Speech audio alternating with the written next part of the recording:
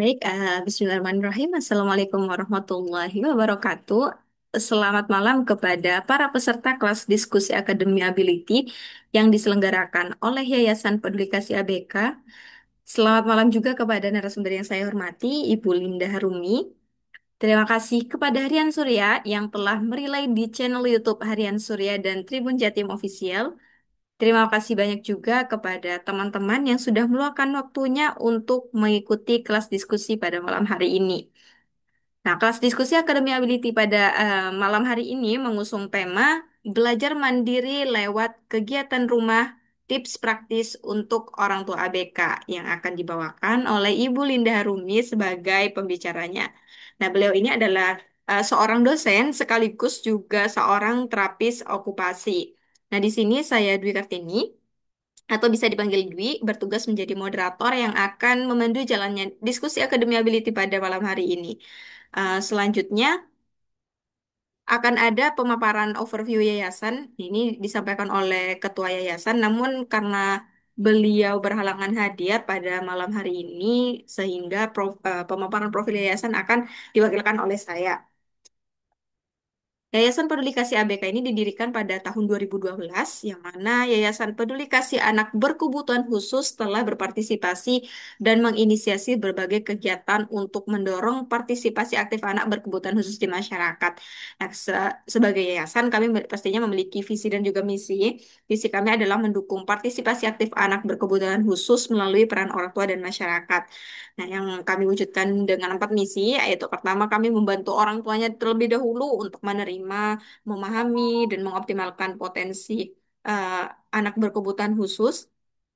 Kemudian membantu masyarakat memahami dan mendukung partisipasi aktif anak berkebutuhan khusus, lalu mendukung partisipasi aktif anak berkebutuhan khusus dalam kehidupan bermasyarakat, serta eh, kita memiliki misi untuk memberdayakan ekonomi keluarga dengan anak berkebutuhan khusus.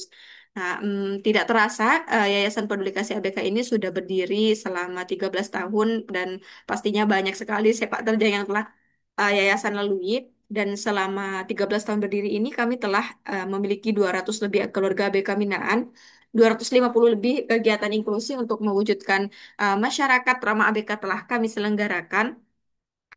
S- eh, Sebanyak 225 lebih seminar offline, webinar online, dan sosialisasi mengenai ABK dan parenting telah kami selenggarakan. 40 lebih juga ABK telah mendapatkan pelatihan dan pengembangan. Kegiatan yayasan kami terdiri dari dua macam, yaitu kegiatan offline dan kegiatan online. Kegiatan offline ini juga terdiri dari berbagai macam, seperti yang tertera pada layar berikut. Ada kelas ABK, ada penyuluhan, pelatihan, dan lain sebagainya. Sedangkan kegiatan online ini sementara ini atau sejauh ini masih eh, seputar webinar online seperti yang kita selenggarakan rutin pada malam hari ini dan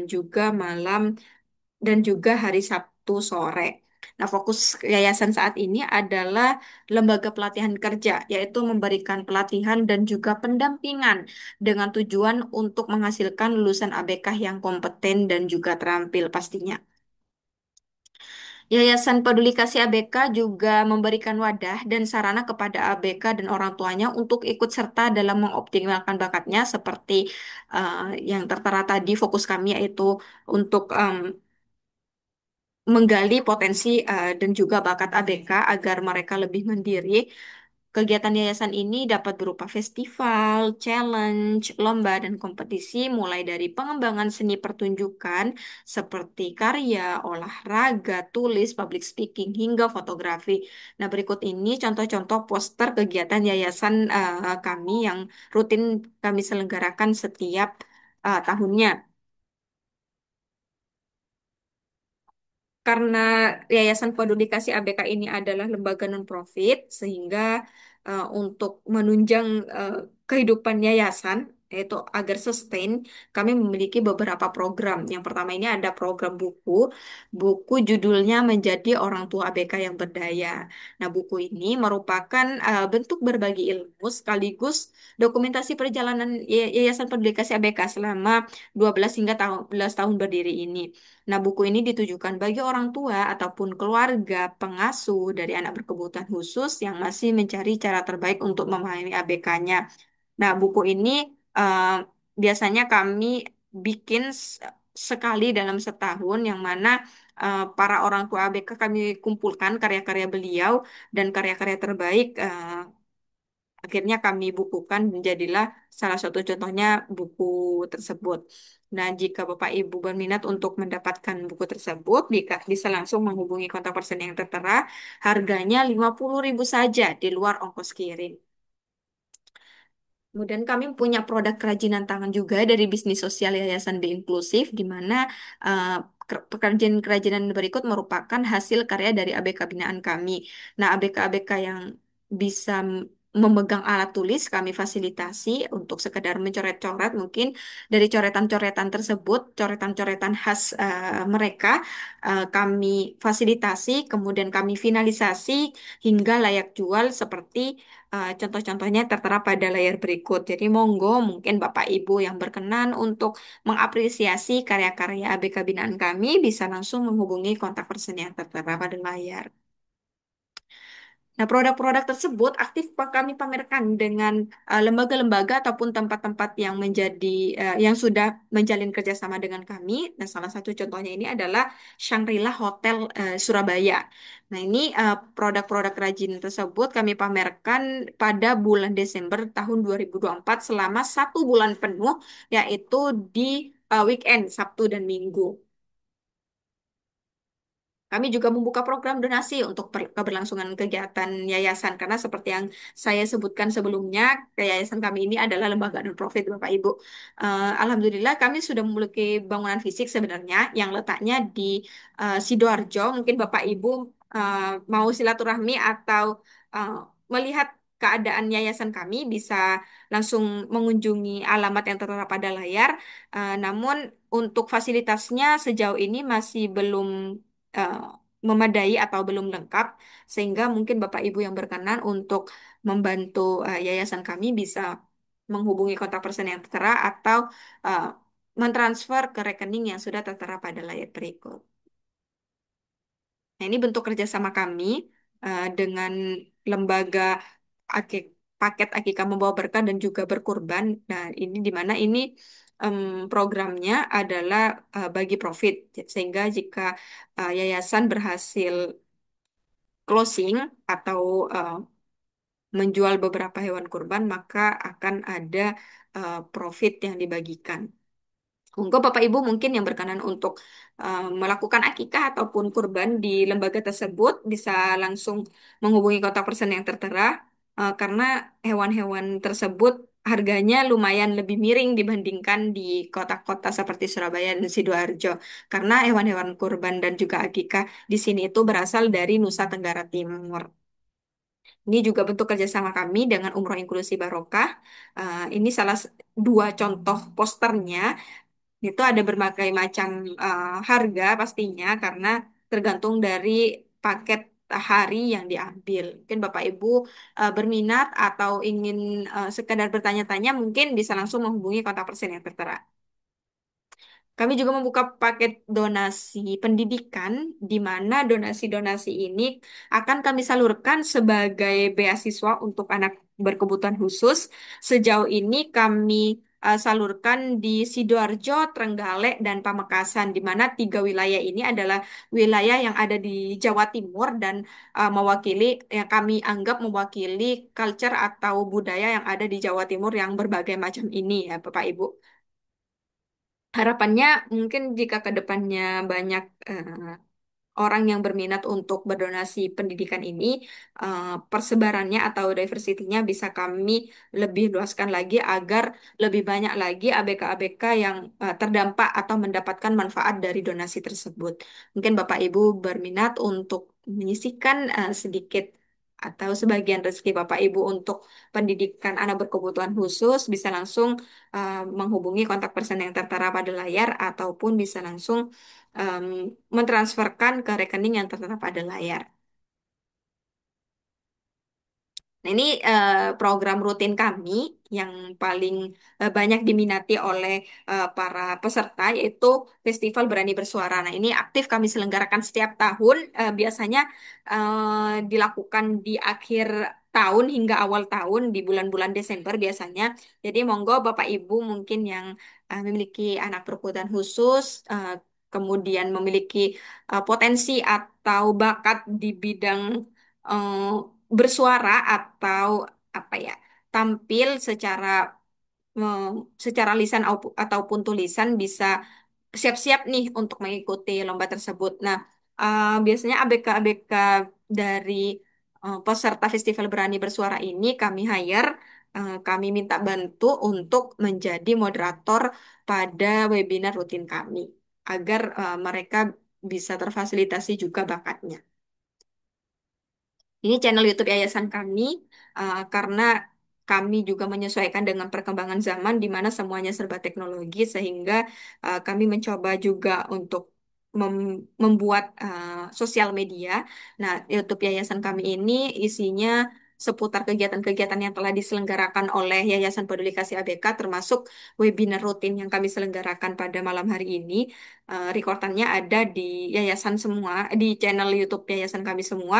Jadi monggo Bapak Ibu mungkin tertinggal di salah satu sesi atau tertarik dari salah satu tema kami bisa langsung mengunjungi channel YouTube yayasan kami. Jangan lupa di like, subscribe, sama komen ya Bapak Ibu. Nah, tanpa berlama-lama lagi, mari kita simak paparan materi dari Ibu Linda Harumi sebelum masuk ke sesi tanya jawab ya.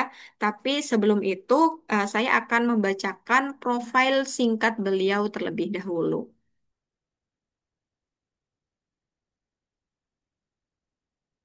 Sebentar.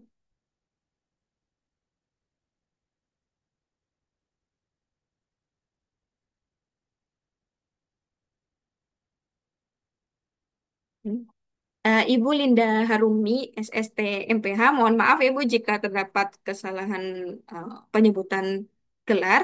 Ini beliau lahir di Jakarta. Adapun riwayat pendidikan beliau, beliau menyelesaikan pendidikan D3 pada tahun 2001 di Akademi Okupasi Terapi Surakarta, kemudian melanjutkan pendidikan di jurusan yang sama, yaitu di Poltekkes Kemenkes Surakarta, jurusan Okupasi Terapi, di mana beliau lulus pada tahun 2013, kemudian melanjutkan jenjang pendidikan S2 di Universitas 11 Maret Surakarta, yaitu Ilmu Kesehatan Masyarakat dan lulus pada tahun 2017. Nah, adapun pengalaman kerja beliau pada tahun 2002 hingga 2003 beliau menjadi okupasi terapis di Klinik Avanti Jakarta.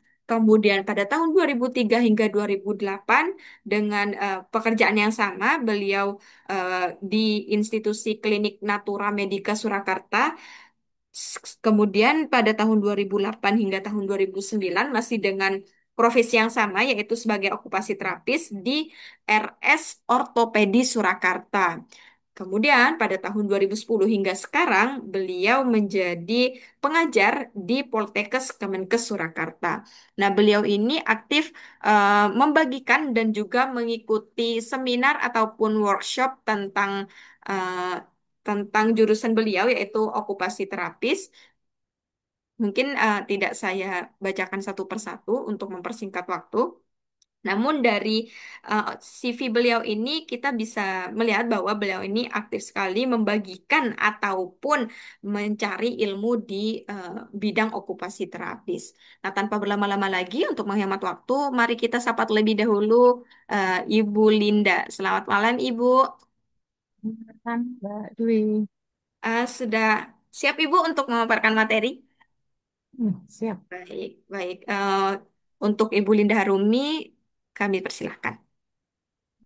Baik, terima kasih waktunya. Selamat malam. Assalamualaikum warahmatullahi wabarakatuh. Izinkan saya berbagi layar. Ya, oke. Apakah di sini sudah tampak tampilan di layarnya? Iya, Bu, Ya, sudah Bapak Ibu. baik. Saya coba oh, slideshow ini. Ya. Baik, malam hari ini saya kembali berkesempatan untuk berbagi mengenai belajar mandiri lewat kegiatan rumah. Tip praktis untuk orang tua Bika. Ya, baik. Jadi eh, mungkin yang banyak dirasakan orang tua selama ini dalam melatih kemandirian itu ada beberapa hambatan ya, baik dari ABK maupun dari orang tua. Mungkin dari ABK adalah kemampuannya dalam merespon, pemahamannya dalam mengingat tahapan-tahapannya, kemudian kekuatan ototnya, menolak eh, dilatih atau menolak terhadap sesuatu, misalnya dia tidak mau memakai pakaian dengan tekstur tertentu, makan dengan tekstur tertentu, tidak mau ngelem karena nggak mau pegang lem, dan lain sebagainya. Sementara dari sisi orang tua juga kendalanya adalah mungkin keterbatasan waktu, lelah dan stres kegiatan selain pengasuhan. Ini kadang menghambat dalam melatih kemandirian. Nah, namun kemandirian ini, kemandirian pada life skill khususnya ya, di sini saya fokuskan pada perawatan diri, aktivitas rumah tangga, dan mungkin sedikit tentang persiapan vokasional dari rumah. Kenapa penanaman kemandirian ini penting? Karena ABK ini lambat laun juga akan beranjak dewasa, semakin besar dan tidak mungkin selalu bergantung pada keluarga. Ya. Tujuan juga melatih kemandirian ini adalah mengurangi beban keluarga dalam merawat anak. Ya. Betapa dari banyaknya hasil penelitian itu, keluarga dengan ABK itu tingkat stres khususnya pada ibu atau pengasuh itu luar biasa besar karena selain pengasuhan ya punya kegiatan lain, entah itu dalam kegiatan rumah tangga atau bahkan ada pekerjaan di luar rumah. Nah, kesempatan refreshing, healing itu juga terbatas ya. Jadi semakin anak besar, kegiatan tidak berkurang. Ini luar biasa membebani keluarga. Harapannya dengan melatih kemandirian ini walaupun nanti peningkatannya sangat sedikit, itu mungkin juga akan sangat bermakna untuk mengurangi beban keluarga. Semisal gitu aja ya, seorang ABK tidak bisa bicara secara verbal. Tetapi saat mau buang air kecil atau saat mau buang air besar, anak ABK ini memberi kode pada orang tuanya. Misalnya pegang-pegang kemaluannya atau panggil-panggil, ah, seperti itu. Nah, dan ibu atau pengasuh bisa memahami bahwa si anak itu merasakan untuk BAB atau BAK kemudian dibawa ke toilet. Ini hanya memberi kode, tetapi ternyata efeknya luar biasa dalam mengurangi beban keluarga. Kenapa? Yang misalnya dia tidak bisa memberi kode, maka apa yang terjadi? Dia akan buang air di celana. Kalaupun pakai diapers, mungkin diapersnya bisa bocor. Kalau nggak pakai diapers, mungkin eh, misalnya buang air besar, mungkin bisa netes di lantai kah atau di kasur kah, di mana ibunya harus membersihkan area genitalnya, kemudian harus mengepel lantainya, kemudian harus mencuci baju kotornya. Nah, kalau anak ini bisa kasih kode, walaupun itu sangat kecil ya kalau dilihat dari kemajuannya, tetapi itu mengurangi tadi untuk ngepelnya, nyuci baju kotornya, karena begitu anak terasa langsung dibawa ke toilet. ya. Jadi tugasnya ibu hanya tinggal membersihkan area genitalnya dan mengganti bajunya saja. Nah, jadi sesedikit apapun perkembangan anak dalam kemandirian ini, itu akan luar biasa mengurangi beban keluarga. Selain untuk keluarga, di sini anak yang mampu mandiri dalam perawatan diri maupun membantu aktivitas rumah tangga atau bahkan bisa melakukan aktivitas kerja, itu tentunya percaya dirinya akan lebih baik. Ya. Hasil penelitian bahwa penerapan terapi okupasi di rumah itu sangat efektif. Ya, kami profesi okupasi. Okupasi itu adalah aktivitas yang dilakukan sehari-hari di rumah, ataupun di masyarakat, ataupun di tempat kerja, ataupun di sekolah, ya, atau di tempat lain di mana kita sering berada di situ. Jadi, apa bedanya okupasi dengan aktivitas? Aktivitas itu kegiatan, tetapi kita belum tentu selalu melakukan. Tetapi kalau okupasi adalah kegiatan yang selalu atau sering kita lakukan.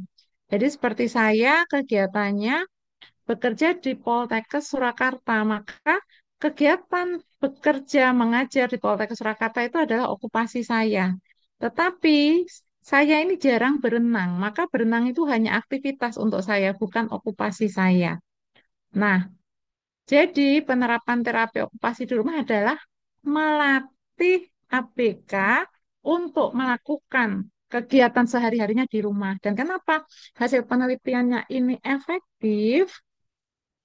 Karena eh, dengan adanya lingkungan yang natural, ya, maka anak akan lebih nyaman dalam melakukan aktivitasnya. Kemudian alat-alat yang biasa dilakukan juga tersedia di rumah, ya. Nah, hasil penelitiannya bagaimana terhadap terapi okupasi di rumah? Ini sangat efektif, ya. Dengan dilakukan di rumah dengan sarana prasarana yang biasa digunakan, kemudian melibatkan orang tua, dengan aktivitasnya itu terkesan bermain, bukan terapi, bukan belajar, ya. Kemudian dalam pelaksanaannya keluarga ini punya tujuan yang jelas. Artinya anak mau saya latih apa nih? Oh, dalam bulan ini saya mau latih dia jemur baju. Oh, dalam bulan ini saya mau latih dia untuk kasih makan ternak secara rutin, misalnya. Nah, pendekatan keluarga ini selain memperbaiki fungsi fisiknya, membuat anak mandiri, percaya diri, dan lebih bahagia karena dia akan merasa berarti untuk dirinya sendiri dan dia akan bermanfaat untuk orang lain. Misalnya bisa tadi membantu orang tuanya tadi memasak, kah, cuci piring, mencuci sepeda motor, dan lain sebagainya. Nah, saya sengaja tidak banyak menampilkan aktivitas perawatan diri. Di sini justru saya tampilkan aktivitas rumah selain perawatan diri yang mungkin ini jarang disentuh. Untuk beberapa keluarga mungkin sudah menerapkan aktivitas-aktivitas ini untuk ABK di rumah, tetapi mungkin beberapa belum.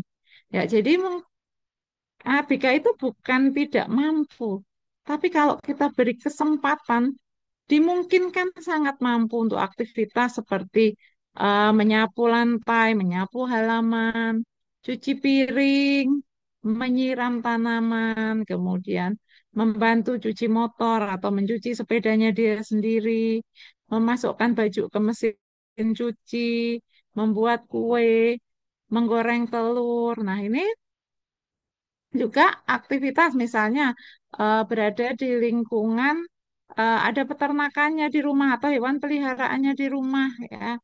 Di sini bisa kasih makan hewan ternak. Nah, ini sekaligus sebenarnya bisa melatih kemampuan vokasionalnya, melatih kemampuan kesiapan kerjanya. Jadi pernah ada satu mahasiswa saya waktu itu dapat kasus untuk skripsi itu di sebuah wilayah. Nah, di sana kebetulan ABK-nya ini orang tuanya punya kolam lele, punya ayam, punya kambing. Nah, maka dikembangkanlah waktu itu eh, kemampuan anak untuk bisa beternak dan memasarkan ternak. Ya, jadi anak pertama dilatih untuk memberi makan secara rutin, termasuk nanti dilatih bagaimana cara membeli pakan ternaknya. Kemudian nanti kalau ini sudah waktunya panen, bagaimana cara memasarkannya? Misalnya eh, hewan-hewan ternak itu difoto, diupload di status WhatsApp itu sekaligus selain si anak sendiri juga melibatkan keluarga dalam mensupport proses itu. Jadi ini kegiatan yang mungkin bisa dilakukan di rumah selain memang untuk kegiatan sehari-hari anak, untuk leisure anak, bermain anak. Tetapi ke depannya ini juga bisa diharapkan membantu anak untuk siap bekerja ya, ya ini kan mudah juga dilakukan ya dengan fasilitasi keluarga. Nah, kadang kita sering bertanya kapan ya ABK mulai bisa dilatih perawatan diri gitu ya. Sebenarnya hampir sama, baik pada anak normal ya maupun pada ABK, latihan perawatan diri sedini mungkin itu akan lebih baik. Jadi kalau di beberapa opini orang tua gitu saya juga pernah mendengar, nanti kalau besar kan bisa sendiri. Kalau nanti udah SMP, SMA atau bahkan berkeluarga nanti udah menghadapi situasinya sendiri pasti bisa gitu. Tidak semudah itu. Jadi pembiasaan itu semakin dini semakin baik ya. Kalau kita sudah terbiasa, kita nggak melakukan itu kan ada rasa kurang. Tetapi kalau dari awalnya kita tidak terbiasa, lalu akan memulai, itu rasanya akan lebih berat. Maka dilatihnya sedini mungkin. Nah, kapan kita mulai? Nah, setelah anak menunjukkan kesiapan sensoriknya. Artinya kesiapan sensorik ini adalah saat anak diajak bicara, dia mulai merespon. Artinya dia melihat orang yang mengajak bicara, dia mendengar instruksi atau apa yang diinstruksikan oleh orang tuanya, oleh terapisnya, oleh orang-orang sekitarnya. Jadi proses sensoriknya ini sudah mulai bekerja. Jadi setiap ada contoh, dia mulai bisa merespon, meniru. Setiap disuruh apa, dia sudah mulai melakukan. Nah, ini kesiapan sensoriknya semakin baik ya. Kemudian untuk motoriknya, ya, apakah anak sudah bisa duduk? Ya, ini minimal untuk melatih ABK, misalnya cerebral palsy, itu apakah anak sudah bisa duduk? Enggak, ya. Paling tidak bisa duduk tegak. Dua, apakah lengannya sudah cukup kuat dan fit untuk menunjang gerakan tangannya? Ya. Jadi paling tidak duduk, kemudian lengan, ya, lengan atas, lengan bawah ini cukup fit untuk beraktivitas. Kemudian kemampuan manipulasi motorik halusnya dalam memegang alat-alat, memanipulasi benda di tangan ini cukup bagus, ya. Kemudian anak mulai paham secara sederhana tentang rutinitas ya. Jadi kalau pada anak normal sekitar usia 1-2 tahun itu kan kita sudah mulai bisa minta anak ambil dot atau taruh dot di tempat cucian piring. Nah, ini anak sudah mulai paham rutinitas. Kalau mau mandi lepas baju, bajunya ditaruh di tempat cucian. Nah, ini anak mulai paham rutinitas sederhana. Ya. Pada ABK tentunya kita tidak bisa berpatokan penuh dengan perkembangan anak normal. Jadi nanti untuk tahapan kita melatih umur berapa pasnya, Maka anak harus siap tadi sensorik, motorik, dan pemahaman sederhana tentang rutinitas. Tetapi kalau ditanya umur berapa, patokannya tidak pasti, tergantung tingkat keparahan kondisi anak, termasuk kematangan perkembangan atau usia anak. Kemudian di sini ya ini patokan untuk kondisi normal ya. Nah, kapan anak mulai bisa cuci tangan ya? Jadi pada anak 1 2 tahun itu mereka sebenarnya sudah bisa mulai dilatih kemandirian tadi, cuci tangan dengan bantuan, kemudian minum sendiri ya dengan kedua tangannya, dengan gelas kecil yang mungkin tidak terlalu penuh. Kemudian melepas kaos dan celana kolor, celana pendek, kaos itu mereka sudah bisa ya untuk anak normal ya. Nah, apa yang menjadi fokus terapi dalam proses ini yaitu melatih kesadaran tubuh, mana tangan, mana perut, mana paha, ya, mana mulut. Jadi kalau kita memberi instruksi, anak paham. Kalau mau pakai baju, pegang pakai tangan kiri, masukkan lengan kanan ke lubang baju. Nah, ini anak mesti memahami kesadaran tubuh, bagian-bagian tubuhnya, ya. Kemudian kemampuan mengontrol gerak, ya, dan kemandirian awal, ya. Ini tentang cuci tangan, minum, gitu ya. Ini kan basic sekali keterampilan yang sangat dasar, mudah dilakukan. Nah, usia 2 sampai 3 tahun anak sudah mulai makan sendiri dengan sendoknya ya, walaupun mungkin masih sedikit berceceran ya. Kemudian mulai toilet training pakai kursi toilet training ya. Jadi sudah mulai melepas diapers nih usia sekian ya. Kemudian menyisir rambut tapi masih dibantu. Hasil hasil sisirannya belum terlalu rapi usia 2 sampai 3 tahun ya. Latihannya kita fokus pada koordinasi tangan dan membiasakan sehari-hari. Kalau makan ya makan sendiri. Kalau mau buang air, ayo ke toilet seat atau kalau memungkinkan bisa langsung ke toilet yang sesungguhnya gitu. Kemudian usia 3 sampai 4 tahun itu sudah mulai memakai pakaian sederhana. Jadi usia ini sudah mulai berlatih pakai celana yang ada resletingnya gitu ya. Kemudian pakai baju yang ada kancingnya. Nah, ini mulai bisa. Ini usia-usia masuk TK ya. Mungkin belum cepat melepas memakai kancingnya, tetapi dia sudah mulai bisa dan mulai tidak terbalik.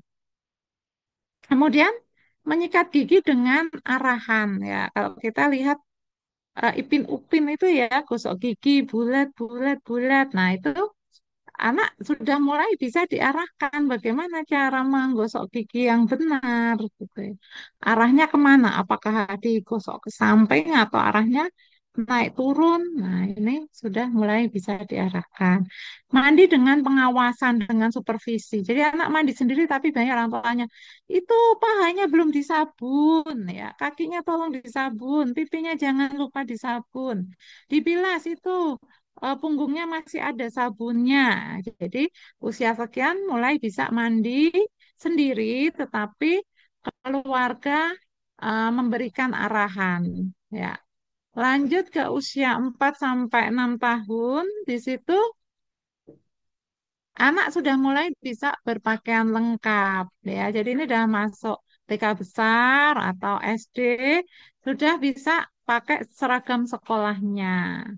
Kalau habis mandi juga bisa handukan dengan relatif kering tubuhnya, mulai menali sepatu walaupun mungkin masih sedikit kikuk ya, belum begitu terampil ya. Kemudian usia 7 tahun ke atas ini sudah mulai SD, kelas 1, kelas 2 ya, sudah bisa menata perlengkapan mandi sendiri. Jadi usia sekian misalnya saya waktu itu suruh anak saya, kita mau pergi, kalau mau renang siapkan baju renang, siapkan alat mandinya. Itu mereka sudah bisa nyari handuk, nyari sabunnya, termasuk sisir kalau butuh shampoo juga bawa shampoo. Ini sudah bisa menata perlengkapan mandi sendiri. Terus menyadari kebersihan diri, kalau tangannya kotor ya segera cuci tangan. Kalau kebelet buang air ya segera ke toilet ya. Kalau bajunya kotor ada noda gitu ya dia lepaskan untuk ganti baju yang lain.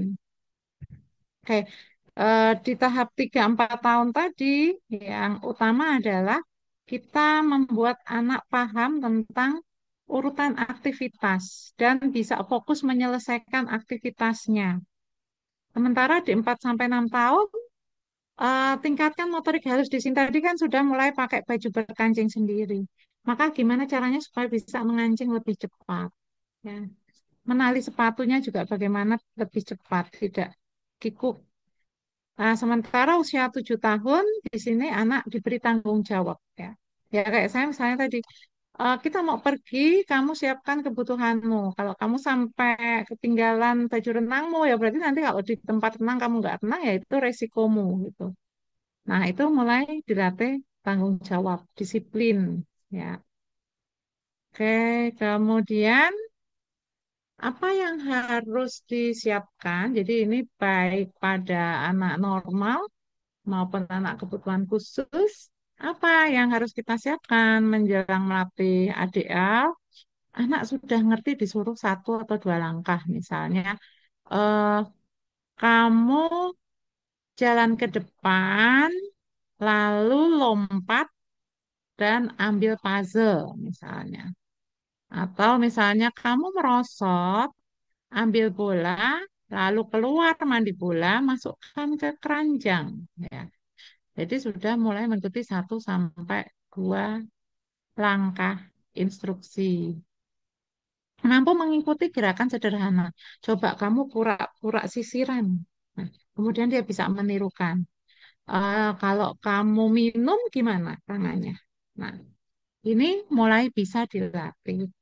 Kemudian tadi pastikan ya minimal anak sudah bisa duduk stabil, bisa memegang benda dan bisa berjalan. Tetapi kalaupun anak belum bisa berjalan, dia sudah bisa duduk stabil, ini sudah lumayan siap untuk kita mulai latih ADL atau perawatan diri. Ya. Kemudian masalah sensoriknya tidak terlalu banyak. Ya, artinya anak mau memegang macam-macam tekstur ya nggak cuma air sebenarnya di sini mau memegang berbagai tekstur termasuk sabun termasuk pakai beragam bahan pakaian dan tidak ada penolakan. Oke, kemudian anak mulai meniru-niru perilaku orang tua, misalnya nirukan orang tuanya sikat gigi, pura-pura dandan, pura-pura cukur jenggot. Ya.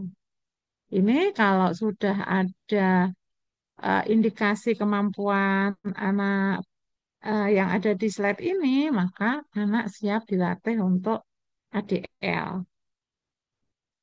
Ya. Nah, kapan? Tadi kan ADL atau perawatan diri. Ya, sekarang kapan anak siap dilatih aktivitas rumah tangga? Ya. Setelah anak mulai bisa melakukan perawatan diri, minimal dengan bantuan minimal, dan anak sudah muncul keinginan untuk membantu, ya. Jadi misalnya aku ikut cuci motor boleh, aku mau bantu cuci baju boleh. Pada saat anak sudah mulai ada celetukan-celetukan seperti itu, maka kita sudah bisa mulai untuk melatih aktivitas rumah tangga. Nah, apa aktivitas rumah tangga yang tepat untuk masing-masing usia awal perkembangan? Jadi sekitar usia 3-4 tahun kalau anak normal itu sudah bisa mengambil mainan dan menaruh di tempatnya termasuk kalau mainannya berantakan kita sudah bisa ajarkan untuk membereskan mainan. Kemudian menyiram tanaman dalam space yang nggak terlalu luas. Jadi area kebun atau tamannya yang nggak luas, dia sudah bisa bantu siram tanaman. Kemudian menyiapkan serbet atau tisu, tisu di meja makan. Ya. Di sini anak sudah mulai belajar tanggung jawab dan kerapian. Ya, usia 5 sampai 7 tahun ya, TK besar sampai kelas 1 2 gitu, sudah bisa diajak menata meja makan. Ayo ini sayurnya ditaruh di meja makan. Ambil piring ditata di meja makan, misalnya. Kemudian melipat handuk kecil atau menjemur handuk di tempat jemuran handuk. Kemudian juga sudah mulai membantu mencuci sayur atau piring plastik. Ya. Yang menjadi fokus di sini koordinasi tangan, perencanaan gerak, dan fokus menyelesaikan tugas. Nah, usia 8 sampai 10 tahun ini sekitar kelas 2 SD sampai kelas 5 SD ini sudah bisa diminta menyapu, membereskan tempat tidur, melipat selimut, ya, menata bantal, mulai membantu memasak. Ya, untuk kondisi normal itu. Anak saya kelas 2 itu sudah mulai masak mandiri. Jadi bisa kelas 3 4 itu sudah mulai cuci baju seragamnya, cuci sepatunya, gitu itu sudah mulai bisa disuruh di usia ini. Ya, kemudian menata baju di lemari. Ya, di sini kita sudah bisa tanamkan kemandirian kerja, disiplin, kemudian keterampilan fungsional sehari-hari yang ini nanti bisa dibawa sampai dia dewasa. Kalau misalnya dia nanti harus kuliah kos gitu ya. Maka skill ini akan diperlukan untuk life skillnya dia di masa itu. Kemudian 11 tahun ke atas, ya ini sudah bisa memasak. Tapi sebenarnya ini nggak pasti menjadi patokan usia sekian. Tergantung bagaimana kita mengawali, termasuk minat anak untuk melakukan tugas ini. Ya. Jadi kadang bisa lebih awal dari usia ini. Ya, ke, jadi 11 tahun tadi menyiapkan makanan ringan, bikin masak-masakan sederhana ya. Kadang anak-anak sekarang usia segini kan sama temannya bikin cilok bareng misalnya. Kemudian menyetrika baju sudah mulai bisa, mengelola uang jajan dan menjaga kebersihan kamar juga sudah bisa. Ya, baik ini inti mungkin beberapa nanti saya sampaikan gambarnya, beberapa mungkin hanya saya sampaikan secara naratif bagaimana gitu ya. Baik, jadi problem yang sering terjadi dalam melatih kemandirian itu adalah eh, anak itu sebenarnya rata-rata itu sangat sulit untuk diajak berpikir abstrak. Abstrak itu artinya misalnya kita bilang ke anak dalam mengajarkan misalnya kalau kamu pakai baju ya yang pertama itu lepas kancingnya dulu. Ya. Habis lepas kancing kan sudah terbuka tuh bajunya, kamu masukkan lenganmu, lengan kanan pakai tangan kanan, lengan kiri dengan lengan kiri, tapi itu nggak ada barangnya.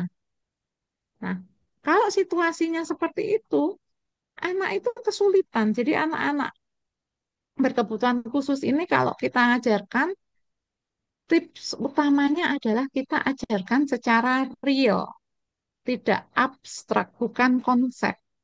Jadi kalau kita mau melatih, ya benar-benar di situ ada baju.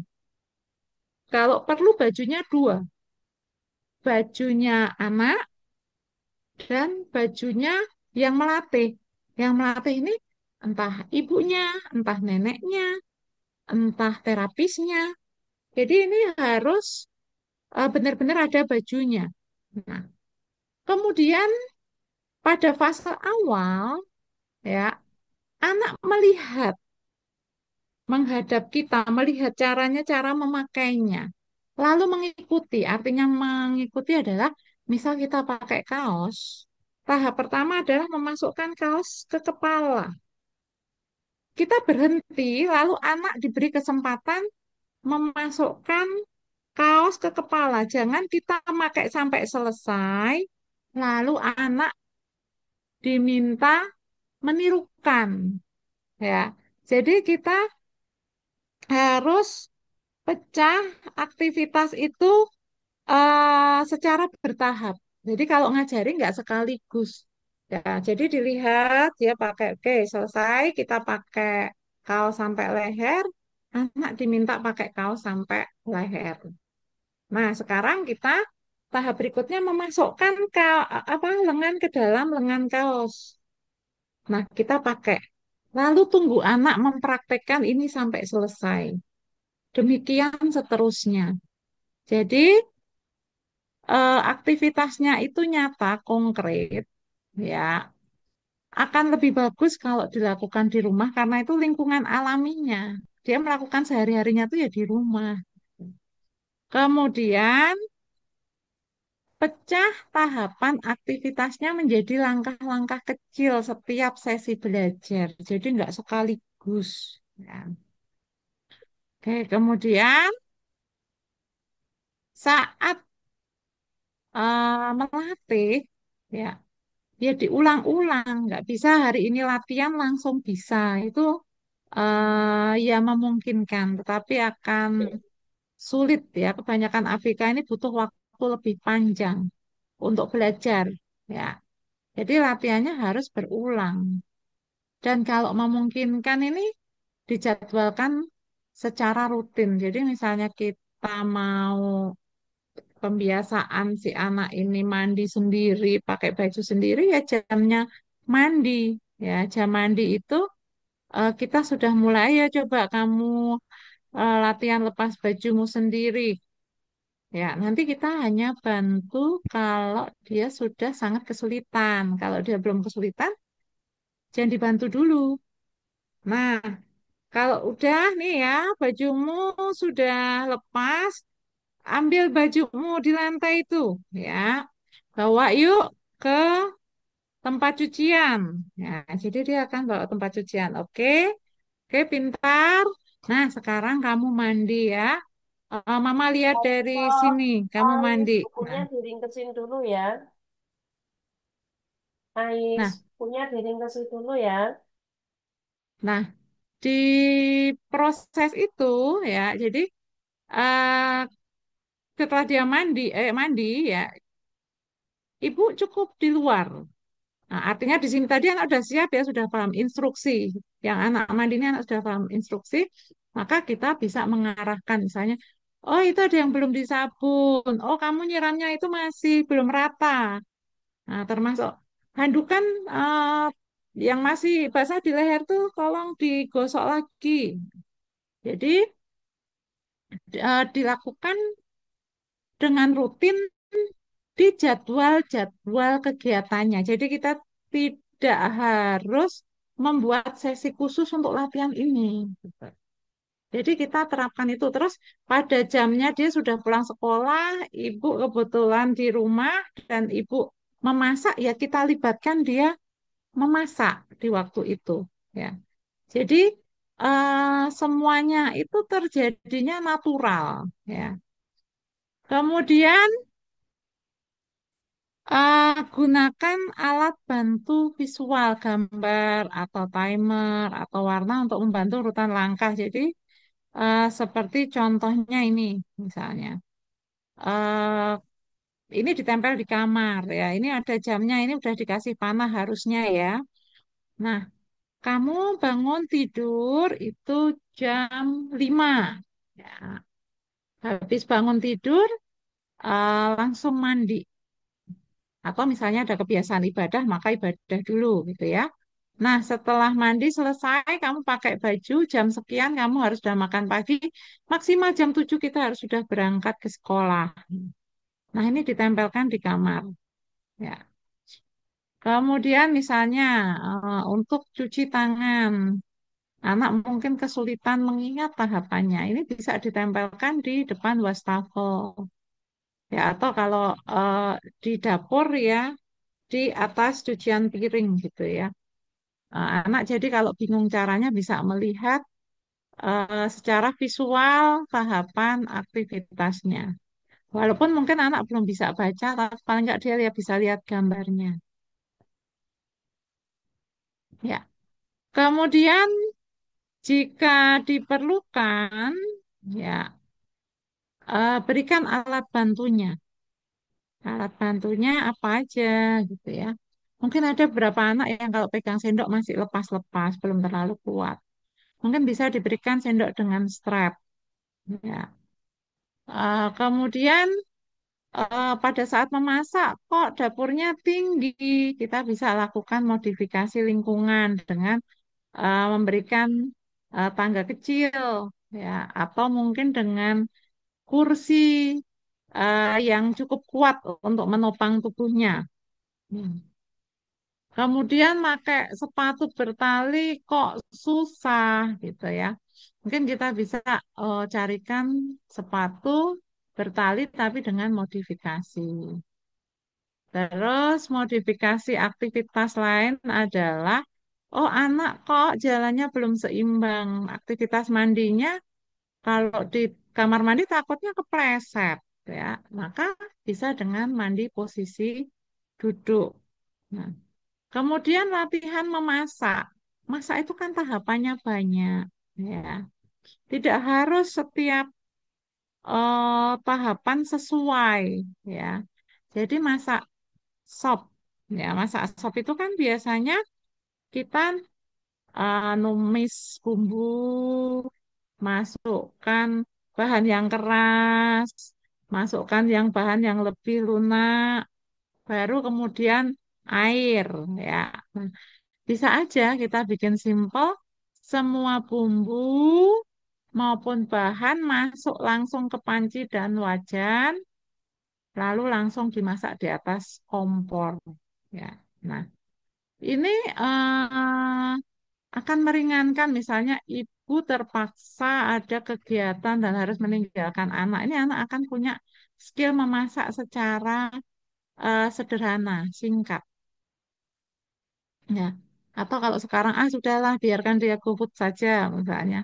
Nggak apa-apa juga. Nanti kita tinggal ajari dia cara memesan makanan secara online. Ya. Kemudian, oh ya tadi terlewat nomor 2 ya. Aktivitasnya dari yang rutin tadi ya. Mungkin sudah saya sampaikan juga. Jadi kita nggak perlu bikin jadwal yang gimana-gimana ya. Ngikuti rutinitas anak aja dan ngikuti rutinitas ibu atau pengasuh. Jadi aktivitasnya nggak dibuat-buat ya memang sehari-hari itu yang dilakukan. Ciptakan lingkungan yang aman dan mendukung. Jadi kalau ngajari ya jangan banyak diomelin ya. Gimana toh mama tuh udah ajarkan tiap hari kok nggak bisa-bisa gitu ya. Kadang kan kita sudah gemes ya. Ya yang utama eh, sekecil apapun perkembangannya kita hargai misalnya, oke deh kamu keren.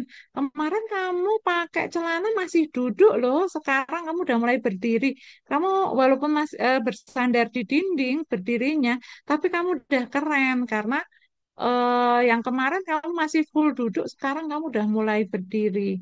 Oke, besok mungkin kita mulai belajar kamu berdirinya nggak bersandar. Jadi suasananya aman, termasuk misalnya pas latihan yang butuh keseimbangan, lakukan di tempat yang tidak licin. Ya, misalnya pakai celana habis mandi. Tidak harus dilakukan di kamar mandi. Mungkin dilakukan di kamar. Ya, itu kan akan lebih aman. Kemudian siapkan alat yang akan dipakai sebelum kita mulai. Jadi misalnya dia mau mandi, kita ajak anak ke kamar dulu untuk menyiapkan bajunya sebelum mandi. Nah, nanti selepas dia mandi, dia keluar kamar mandi pakai handuk ke kamar, bajunya sudah siap. Nah,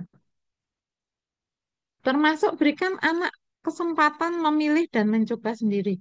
Kamu sore ini mau pakai baju apa? Buka lemari yuk, kamu mau pakai baju yang mana? Kemudian kamu mandinya hari ini mau pakai sabun cair atau pakai sabun batang. Nah, Itu biar berikan anak kesempatan. Mau makannya pakai tangan atau pakai sendok. Nah, biarkan anak memilih dan mencoba sendiri. Kemudian orang tua boleh tadi melatih memperagakan dan anak meniru. Dan tadi langkahnya dipenggal. Ya, tidak harus orang tuanya udah nyoba pakai baju atau kaos langsung jadi anaknya baru suruh meniru. Enggak, nanti bertahap pelan-pelan. Ya. Kemudian berfokus pada proses bukan hasil yang sempurna. Ya. Misalnya kemarin dipak apa namanya belajar pakai celana aja tangannya belum kuat narik. Sekarang sudah mulai nih walaupun baru di setengah paha gitu. Berikan dia reward atau penghargaan, apresiasi. Wah, keren ya, tanganmu udah makin kuat nih. Kemarin kayaknya belum bisa deh narik celana, kok hari ini udah bisa sampai paha ya. Kemudian berikan stiker ini ya, stiker bintang buat kamu, stiker love buat kamu. Ya, berikan pelukan atau mungkin, oh sebulan ini kayaknya kamu sudah pakai baju sendiri. Mama ajak ke mall yuk, kamu mau beli apa misalnya. Ya, fokuskan pada upayanya anak, walaupun dia belum bisa memakai itu mandiri, tetapi dilihat dari effort yang dilakukan anak, kemudian ada progres walaupun itu nggak banyak, kita sudah bisa kasih hadiah sederhana. Oke. Ini latihan pada waktu, tempat, dan situasinya apa. Jadi latihan masak ya, di dapur, makan ya di ruang makan atau oh biasanya makannya di sambil nonton TV gitu ya. Ya maka latihannya di ruang TV. Mandinya ya sesuai bagaimana dia biasa mandi. Ya. Oke. Nah, sekarang bagaimana sih ngajarin dengan kekhasan karakteristik pada masing-masing kondisi. Nah, untuk autism itu kan mereka tuh cenderung cuek, nggak aware sama input sensorik. Jadi dikasih contoh juga nggak mesti ngeliat, diajak ngomong nggak mesti mendengar, ya. Maka strategi yang bisa dilakukan adalah dengan strategi visual. Ya, ini typo, ini harusnya strategi visual. Jadi kasih gambar tahapan aktivitasnya, minta anak untuk melirik gambarnya dan melakukan sesuai yang ada di gambar. Termasuk strategi menempelkan gambar tahapan aktivitas di kamarnya, di kamar mandi. Mungkin kalau dia latihan cuci piring ya di tempat cuci piring. Kemudian berikan karena anak autism ini kan rigid, ini justru menjadi modalitas untuk melatih rutinitasnya. Ya, jadi kita kasih jadwal. Ya, kamu mandi jam sekian, makan jam sekian. Ya, ini ya Mama kasih jamnya di sini. Kamu hafalin sendiri. Waktumu makan jam berapa, mandi sendiri jam berapa. Terus untuk yang Izin, beberapa fikih, ya waktunya Mbak di Dwi. 10 menit lagi ya Ibu. Ini belum Oke. banyak. Mungkin bisa di. Oh iya, udah Makasih Ibu. tinggal sedikit siap. Oke, siap. Ya, baik, terima kasih Mbak Dwi. Jadi dikasih reward, kemudian untuk ADHD karena mereka nggak sabaran, jangan kasih aktivitas yang panjang. Aktivitasnya yang awal-awal diajarkan tuh yang singkat-singkat aja. Kalau masak ya cukup masak telur gitu aja. Atau bikin minuman, jadi nggak terlalu panjang. Tempatnya nggak banyak distraksi, berikan daftar tugas biar dia nggak lupa, karena mereka sering lupa atau ada yang terlewat. Kemudian cerebral palsy kita fokus dengan alat bantu dan latihan motoriknya. Sementara pada ID dia dengan bahasa sederhana, prakteknya konkret, langsung latihannya berulang satu tugas per pertemuan. Ya, jadi nggak bisa kompleks. Sementara Down syndrome karena mereka itu mudah frustrasi, berikan waktu lebih panjang dan pujian positif serta situasinya lebih menyenangkan. Ya, bagi orang tua, beri anak kesempatan, perlakukan anak seperti layaknya anak normal. Ya, buat anak percaya diri bahwa dia mampu. Kerjakan secara ajak, secara rutin, supaya jadi terbiasa dan rutin. Dan setelah terbiasa rutin, dia akan mandiri dan kalau nggak melakukan itu ada perasaan kurang dan bersalah. Sehingga dia akan konsisten. Ya, minta anak lakukan aktivitas sehari-hari pada situasi yang berbeda. Contohnya, setelah berenang di kolam renang, dia harus mandi sendiri untuk membilas. Kemudian dianya kan habis renang makan, maka dia juga harus makan sendiri di restoran. Termasuk misal di sekolah, buang air kecil sendiri. Ya. Jangan lupa sampaikan juga pada anak tentang etika dan keselamatan. Misalnya, sebelum makan cuci tangan ya. Kalau di depan umum khususnya, kalau mau bersin, mulutnya ditutup. Jangan lupa juga pagi sama sore kita harus sikat gigi. Gitu. Untuk keselamatan, hati-hati. Kalau megang wajan harus pakai lap. Ya. Kemudian kalau megang benda tajam pas memotong sayur, hati-hati. Megang peniti, hati-hati. Kalau lantainya licin, jangan lari ya. Kalau naik tangga, hati-hati misalnya. Oke, demikian. Saya kembalikan ke Mbak Dwi Kartini. Terima kasih. Baik, terima kasih Ibu karena keterbatasan waktu. Mohon ya, maaf ya Ibu tadi sampai di stop. Eh, ini paparannya sangat luar biasa dan sangat lengkap. Jadi tadi pertanyaan-pertanyaan yang ada di kepala saya ini sudah hilang semua karena sudah terjawab di paparan Ibu ini. Sungguh luar biasa. Tadi ada peserta yang ingin bertanya Ibu. Sudah raise hand itu Ibu Amelia. Mungkin bisa langsung ditanyakan atau disampaikan kepada Bu Linda Arumi. Silakan Ibu Amelia, mungkin bisa di on-kan juga kameranya biar bisa lebih enak untuk komunikasinya. Terima kasih. Oh, baik, Bu, sebentar. Hmm. Assalamualaikum, Bu Linda. Perkenalkan nama Waalaikumsalam. saya Amelia. Nah, saya tinggal di Gresik, domisili Gresik. Oh, wow, ya Saya Ibu. punya anak autis yang saat ini usia 15 tahun, Bu Linda. Dari sepapa yang Bu Linda tadi sebutkan, praktek dan teorinya tadi, anak saya Fatih mampu, tapi satu yang sampai saat ini saya itu sangat kesulitan untuk melatih itu, Bu. Dia pergi sendiri itu. Jadi ada kekhawatiran, Ya. ada kekhawatiran tidak kembali ke rumah itu loh, Bu. Hmm. Karena dulu pernah memang hilang. Tapi Oh, eh, tadi beberapa kali juga pernah saya tuh kadang memberi kesempatan untuk dia pergi ke tetangga karena sukanya hmm. kan dia memang dengan motor-motor antik gitu ya, cuman sebatas melihat itu.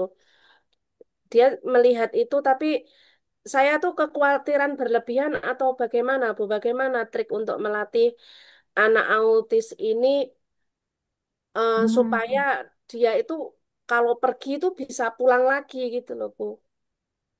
Baik. Ya, terima kasih pertanyaannya. Umurnya berapa tadi, Bu? Usianya sudah 15 tahun dan saat ini Lima. dia ya Hmm. sekolah homeschooling dan untuk rutinitas kemandirian alhamdulillah sudah sangat Bagus, sudah mandiri. mandiri. Ya, ya sudah mandiri. Iya, Cuman komunikasi ya. dua arahnya yang kurang dan itu tadi yang saya sebutkan. Oke, baik. Untuk topografi mengingat tempat itu cukup bagus nggak, Bu? Mengingat tempat untuk saat ini ya lingkungan lingkungan sekitar saja. Bentar, bentar. Ya. Lingkungan sekitar saja. Tapi Ya, saya belum kalau berani benar-benar memang melepaskan. iya, kalau memang hanya lingkungan sekitar, memang baiknya lepasnya di lingkungan sekitar dulu aja. Karena nanti kalau ke area yang lebih jauh, dia juga nggak hafal, takutnya kan juga tersesat, gitu, Bu. Nah, jadi kalau ke area jauh ya kira-kira dengan pendampingan. Atau kalau Ibu mau coba, diikuti dari belakang. Kalau kiranya dia sudah memungkinkan, sesekali dilepas. Tapi kalau Ibu cerita tadi kayaknya baru hafal di sekitar lingkungan, sepertinya memang belum saatnya untuk dilepas sendiri. Ya, takutnya Berarti bingung. tidak ada Apalagi batasan apakah usia, Bu. Tidak ada kalau batasan usia usia nggak ada. sampai kapan. Oh, sudah ada. Tidak, tadi seperti disampaikan di awal, kita pakai adaptive milestone, jadi ngikuti usia perkembangannya. Nah, kalau dia tersesat, ada apa namanya prakarsa untuk bertanya gitu sama orang. Maksudnya bagaimana, Bu? Kalau misalnya pas jalan kemana tersesat, apakah ada inisiatif untuk mencari solusi, bertanya pada orang gitu atau enggak, atau belum? Sayanya, Bu, maksudnya. Putranya. Oh, belum ada inisiatif. Cuman Oh, saya belum ada pernah mengajari inisiatif. nama Ya. namamu siapa, terus apa saya suruh menghafal nomor HP saya sama nomor nomor Oh rumah, ya. alamat rumah itu. Oh Tapi kalau gitu. inisiatif untuk bertanya, anaknya Belum. belum Ya, belum ya. berarti memang belum saatnya dilepas agak jauh sih, Bu. Dan kalau Ibu khawatir, kalau pas pergi Ibu nggak gitu bisa awasi, Ibu bawain aja kalung yang isi identitas Ibu, nomor telepon Ibu, termasuk nama anak. Gitu. Ya, Baik, baik, baik, ya. Ya, gitu Ibu. terima Ya, kasih. Assalamualaikum ya warahmatullahi terima kasih kembali Bu Amelia. Ya, Baik, terima kasih Ibu atas pertanyaan dan juga jawabannya. Semoga sudah terjawab ya Ibu. Ini waktunya sebenarnya tinggal 3 menit lagi, namun karena pertanyaan yang diajukan masih satu, jadi saya kasih kesempatan untuk Bapak Ibu peserta yang ingin bertanya lagi. Mungkin satu pertanyaan lagi. Jadi monggo Bapak Ibu jangan sampai sia-siakan waktu yang tersisa ini. Apakah dari Bapak Ibu ada yang ingin bertanya? Silakan. Jika tidak ada, mungkin saya yang akan bertanya ya, Ibu. Kalau dari paparan Ibu Linda sendiri sebenarnya sudah sangat-sangat lengkap. Namun sejauh ini selama Bu Linda menjadi terapis okupasi dari CV-nya ya. Ibu kan Hmm. sudah sangat lama ya Ibu menjadi terapis okupasi. Apakah ada case-case yang menurut Ibu menarik sejauh ini Ibu dalam menangani eh, anak-anak, terutama anak berkebutuhan khusus? Oke, case ya. Kalau case ini saya sedikit cerita dalam waktu singkat ya. Jadi saya pernah ada pasien dari usia 1,7 itu belum bisa berguling, cerebral palsy ya.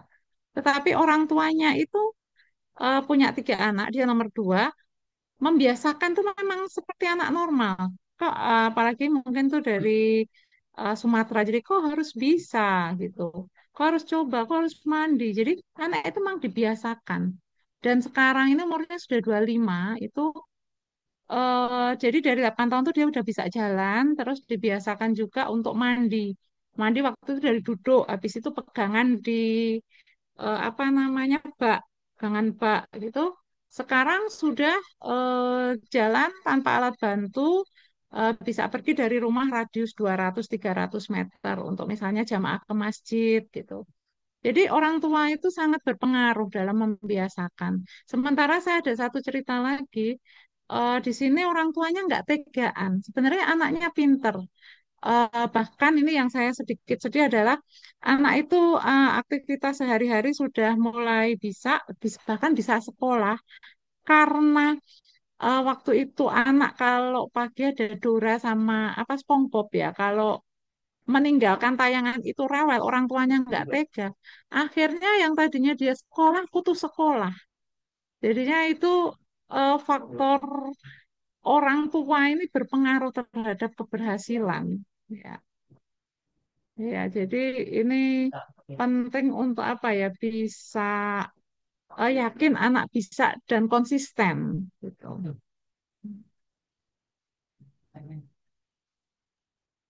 Baik, terima kasih Ibu. Jadi yang saya tangkap emang kebiasaan itu sangat berpengaruh ya Ibu. Bisa karena terbiasa seperti itu ya Bu ya. Iya, bisa karena terbiasa dan kalau sudah terbiasa tidak melakukan rasanya ada yang kurang, maka itu akan menjadi konsisten. Ya, Menjadi habit. Baik. ya. Karena waktu kita sudah habis dengan terpaksa saya cukupkan sesi webinar pada malam hari ini. Sebelum webinar saya tutup, saya akan membacakan terlebih dahulu jadwal webinar selanjutnya.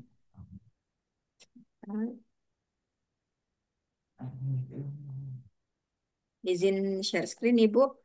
Jadi untuk jadwal webinar selanjutnya ini di hari Sabtu, yaitu menembus batas kisah inspiratif Kak Gema penyandang disabilitas menjadi awardee LPDP jenjang magister yang akan dibawakan oleh Mas Gema Fikriansyah. Beliau ini adalah awardee LPDP afirmasi penyandang disabilitas tahun 2024. Nah, sedikit cerita saja, Bapak Ibu, mungkin Bapak Ibu tertarik dengan webinar Sabtu nanti karena menurut saya pribadi juga ini sangat menarik. Jadi tidak semuanya ABK itu eh, tidak berdaya ya Bu. Salah satu contohnya ini Mas Gema. Mas Gema ini eh, beliau penyandang cerebral palsy, tapi beliau mampu membuktikan bahwa beliau bisa. Bahkan beliau mendapatkan beasiswa LPDP yang orang seperti kita saja mungkin tidak bisa melakukannya atau tidak bisa mendapatkannya seperti itu.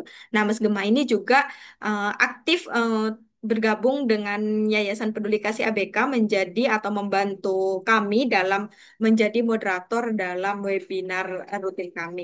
Seperti itu. Sekian webinar rutin pada malam hari ini. Mohon maaf jika terdapat banyak kesalahan. Terima kasih juga untuk Bu Linda Harumi atas eh, paparan atau materi yang sangat luar biasa pada malam hari ini. Saya cukupkan. Terima kasih. Assalamualaikum warahmatullahi wabarakatuh. Terima kasih. Waalaikumsalam warahmatullahi wabarakatuh.